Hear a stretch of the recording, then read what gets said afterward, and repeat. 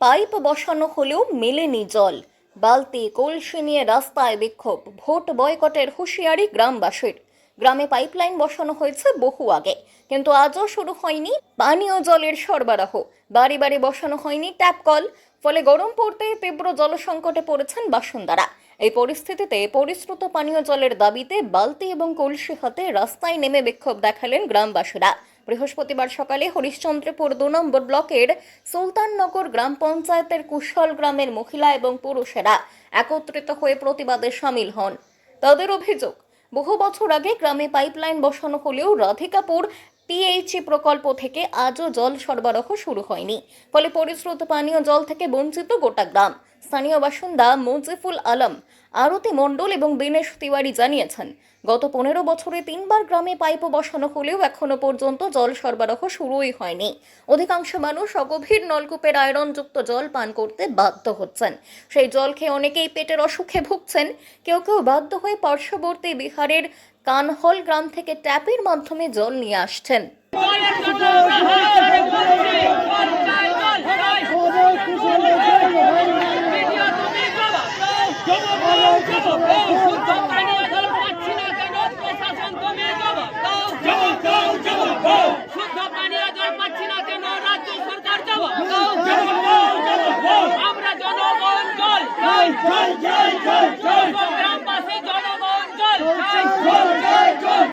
আমরা ওই সরকারি জল পাচ্ছি না, ভালো জল পাচ্ছি না। আমরা নিজে 20 ফুট করে নিজে পুঁতে টিউবওয়েলের জল খাচ্ছি।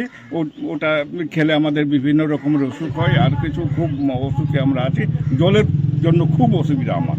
বাড়ির জল ওই যারা 20 ফুট করে, যারা নিজে নিজে 20-25 ফুট করে লাগিয়েছে, তারাই করে বিহারের পার্শ্ববর্তী জল আছে, ওখান থেকে জল নিয়ে আসে। যদি না কাজ করলে ওদেরকে আর ভোট দিয়ে কি হবে, যারা কাজ না করে। কি নাম আপনার? হ্যাঁ, আপনার কি নাম? আমার নাম দীনেশ তিওয়ারি। আপনার বাড়ি? বাড়ি এখানে না, মনে কর কি টুটিতে জল নাই, পাইপ গাড়া আছে, পেটে জল দিচ্ছে না, বলছে নেতারা করে দিব করতে যাচ্ছে না। আছে ভোট নিয়ে নিচ্ছে, চলে যাচ্ছে। আমরা টিউবওয়েল গাড়ি আছি, ওই টিউবওয়েলের জল খাচ্ছি, পেটে ব্যথা আছে। কিরকম খাবো? পেটে মনে কর কি ব্যথা হয়ে যাচ্ছে, ঘর ফুলে যাচ্ছে, একটু পানি পাচ্ছি না, রোড দিচ্ছে না, রাস্তা দিচ্ছে না। যেমন করে আমরা কি করব? নদীর মধ্যে যাচ্ছি, নদীর মধ্যে আমরা চান করছি, কেন করব? হ্যাঁ, এতদিন থেকে আমরা ঘোষণা করছি, কুশল থেকে জল দিচ্ছে না, কেন করব?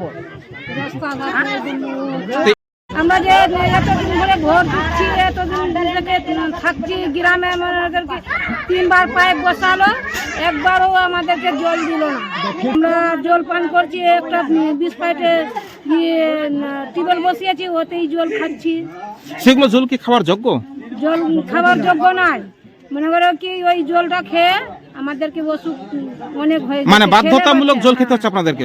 হ্যাঁ, আমাদের ছেলে বাচ্চা সবার পেটে ব্যথা হয়ে যাচ্ছে, ও শরীর ভালো থাকে না, রান্না টান্না কিছু।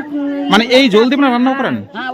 আপনারা কিসে জল পান করছেন বর্তমানে? আমরা কেউ ওই বিহার থেকে জল এনে খাচ্ছে, আর এর সামর্থ্য তো কারো নাই যে জল কিনে খাবে, ওরকম এখানে লোক নেই। সব খেটে খাওয়া মানুষ, লেবার শ্রেণীর লোক।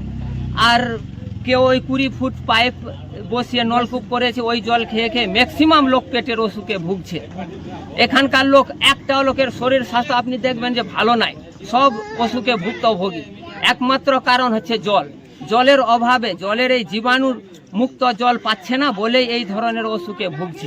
তো নেতারা যা করে সেটা একদম বাস্তবে, কারণ যে এই সরকার, রাজ্য সরকার আর কেন্দ্র সরকার, যেমন বাখলাবাজ হচ্ছে একটা রাজ্য সরকার, যে মানুষকে ভাওতা দেওয়া সংখ্যালঘু লোককে, আর কেন্দ্র সরকার হচ্ছে হিন্দুদের বাখলাবাজি সরকার।